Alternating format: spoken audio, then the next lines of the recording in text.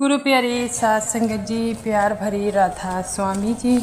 सात संगत जी, आज की वीडियो को पूरा ज़रूर देखिए। अगर वीडियो अच्छी लगती है तो वीडियो को ज़रूर लाइक और चैनल को सब्सक्राइब करना मत भूलिए। सात संगत जी, ये जो साखी है सच्ची घटना पर आधारित है।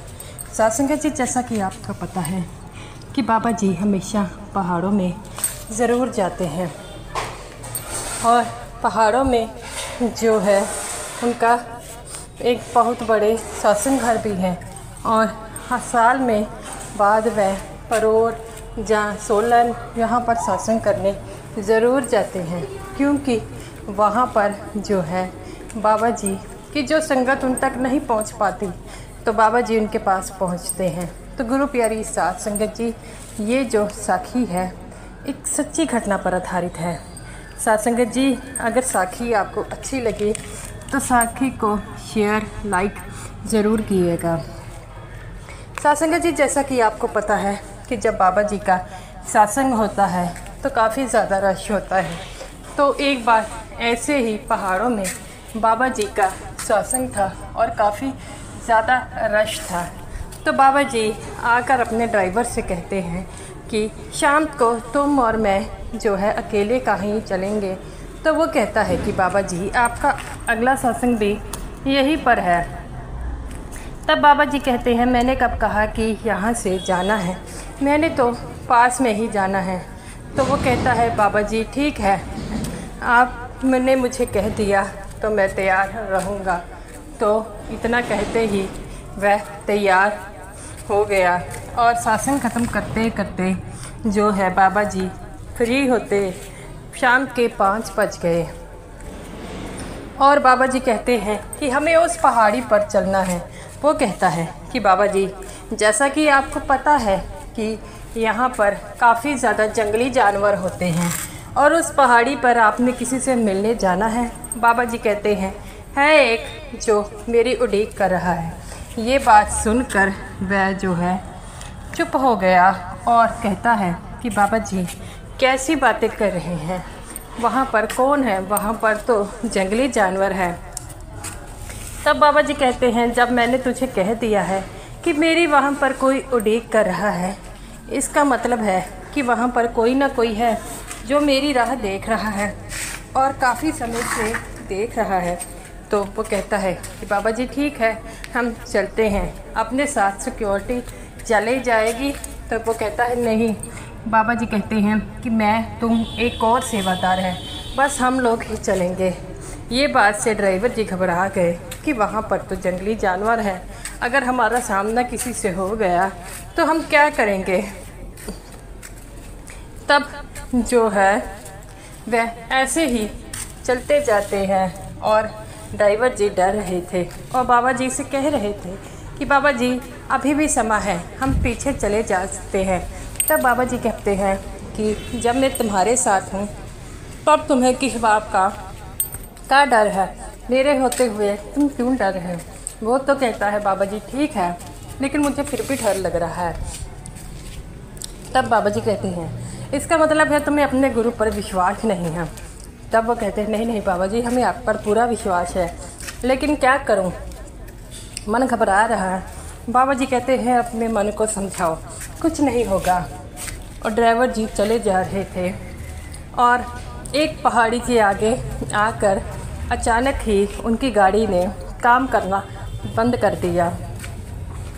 तो वो कहते हैं कि बाबा जी गाड़ी स्टार्ट नहीं हो रही, पता नहीं क्या हो गया है। तब बाबा जी कहते हैं, कोई बात नहीं, मैंने भी यही जगह पर आना था और गाड़ी बंद हो गई अपने आप, तो ये अच्छी बात है। तब वो देखते हैं सामने से एक आदमखोर जो है शेर आ रहा है। तो ड्राइवर जी कहते हैं कि बाबा जी, ये तो वही शेर है जिसने कहीं यहाँ पहाड़ी पर हाहाकार मचाई है, कई लोगों को खा कर गया है, कहीं हमें ना खा जाए। बाबा जी कहते हैं, बेटा कुछ नहीं करेगा, तू फिर वही बातें कर रहा है। और वह ड्राइवर जी जो है इस बात पर जो है काफ़ी परेशान हो रहे थे कि अब तो हमारी गाड़ी भी रुक गई है, अब हम आगे भी नहीं जा सकते। अगर इस शेर ने हम पर हमला कर दिया तो हमारा क्या होगा। ये बातें सुनकर वह कहते हैं कि बाबा जी अब क्या करना है। बाबा जी कहते हैं करना क्या है, मैं गाड़ी से उतरता हूँ तो इस शेर से बात करेंगे। तब वह उनके साथ जो सेवादार आया है वो कहता है नहीं नहीं बाबा जी, आप नहीं जाएंगे। अगर आपको कुछ हो गया तो हम बाकी संगत को क्या जवाब देंगे, बाकी सेवादार को क्या बताएंगे कि एक शेर से डरकर हमने बाबा जी को जाने दिया, हम जाएंगे। तो बाबा जी कहते हैं बेटा तुम लोग नहीं जाओगे, मैं ही जाऊंगा। इतना कहते ही बाबा जी गाड़ी से उतरते हैं। ड्राइवर जी कहते हैं कि बाबा जी आप नहीं जाएंगे। तब बाबा जी उतर जाते हैं। वह शेर भी थोड़ा आगे होने लगा है, इस बात से ड्राइवर जी भी गाड़ी में उतर जाते हैं। तब बाबा जी कहते हैं कि तुम गाड़ी में बैठो, मैं खुद ही इससे निपट लूँगा। तो ड्राइवर जी पीछे से डर रहे थे और कह रहे थे कि बाबा जी ना जाइए। तब बाबा जी उस शेर के सामने खड़े हो गए हैं। मानो ऐसा लग रहा था कि शेर बाबा जी को डीक रहा था।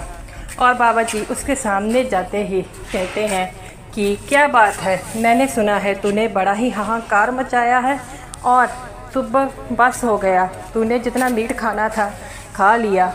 अब मेरी बात कान खोलकर समझ ले कि आज के बाद तू किसी का मीट नहीं खाएगा और तेरी मुक्ति की जिम्मेवारी मेरी है।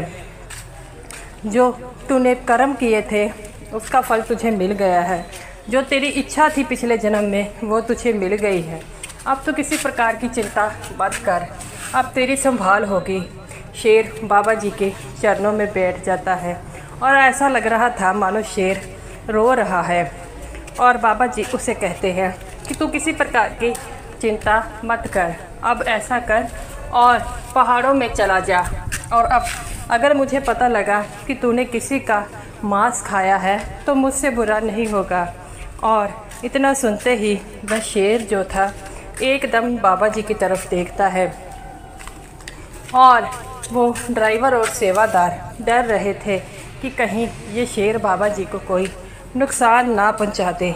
लेकिन शेर जो था बाबा जी की तरफ अच्छी तरह देखकर जो है वह पहाड़ों में चला गया। तभी बाबा जी वापस आए। तब ड्राइवर जी जो थे वो कहते हैं कि बाबा जी मैं आपसे पूछना चाहूँगा कि ये जो शेर था ये कौन था, और मैंने देखा कि आप उससे बातें कर रहे थे। तब बाबा जी कहते हैं नहीं बेटा, मैं तो उससे कोई बातें नहीं कर रहा था। तब वो ड्राइवर जी कहते हैं नहीं नहीं बाबा जी, आप कुछ कह रहे थे। तब बाबा जी कहते हैं बेटा, कई बारी सत्संगी कोई बुरे कर्म कर लेते हैं जिनके कारण उन्हें जो है निचली जोनियों में आना पड़ता है, लेकिन उनके मन में जो फिर भी पिछले जन्म का जो भजन सिमरन जिसे याद रहता है उसके साथ ही उसे दोबारा ये मौका मिलता है कि अपनी ज़िंदगी संभाल ले। वो कहता है बाबा जी मैं कुछ समझा नहीं, आप खुलकर समझाइए। बाबा जी कहते हैं कि ये जो सत्संगी ये जो शेर था ये पिछले जन्म में एक सत्संगी था।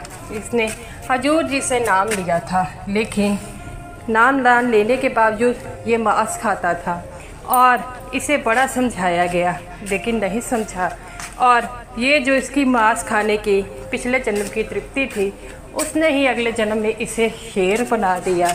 ये अब भी इसे पुराने जन्म याद है और इस जन्म में अब पछतावा कर रहा है और अब उसे मांस खाने से चिढ़ हो रही है।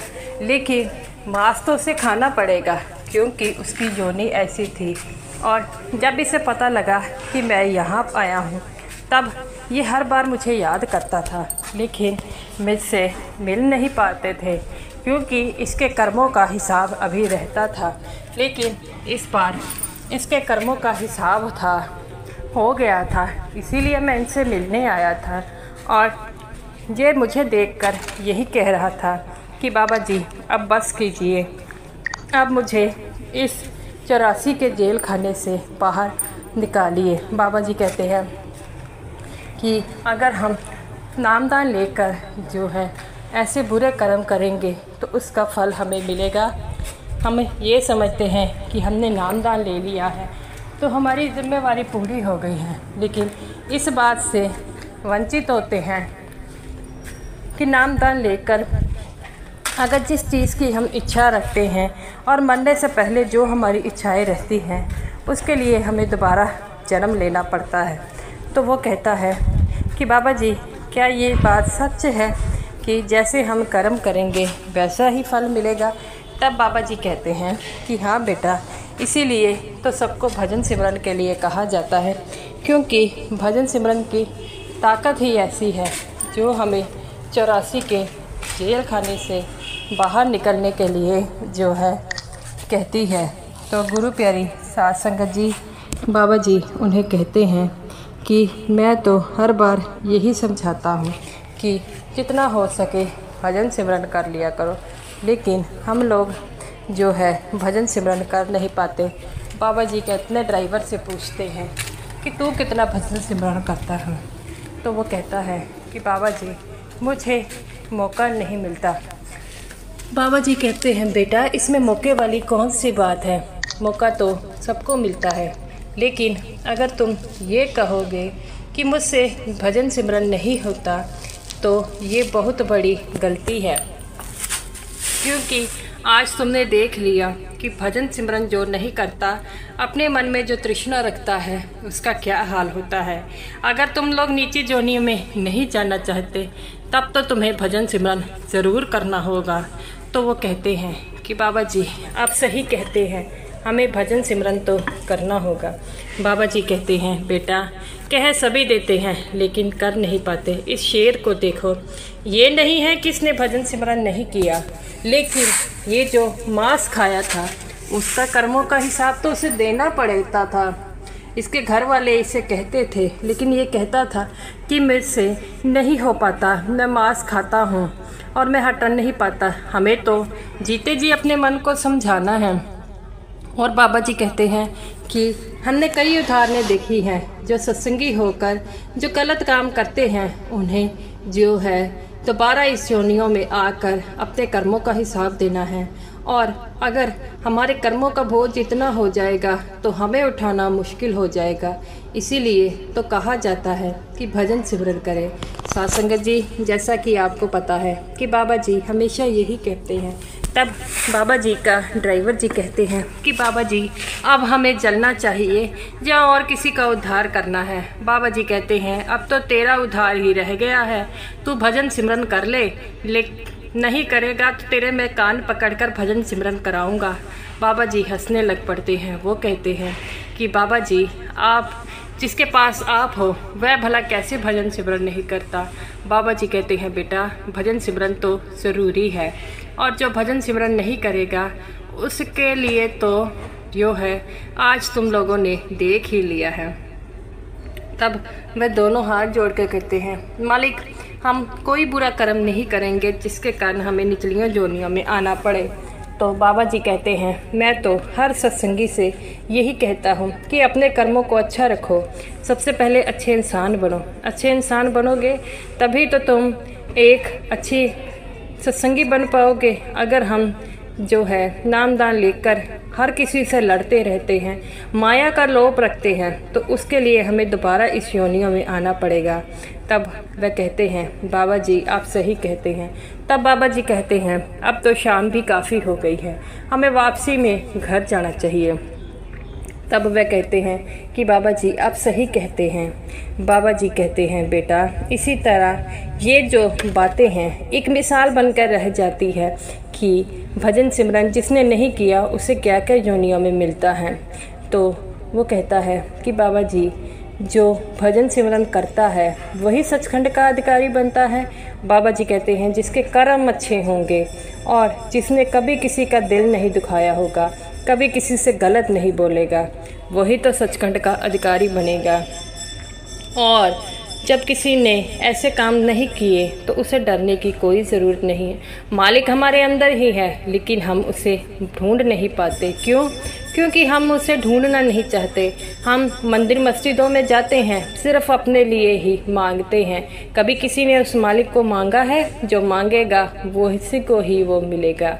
तो वो कहते हैं ठीक है बाबा जी। तो गुरु प्यारी साध संगत जी, ये रही मेरी आज की वीडियो अगर आपको अच्छी लगी हो तो वीडियो को ज़रूर लाइक कीजिएगा और समूह साध संगत जी को मेरी तरफ से प्यार भरी राधा स्वामी जी।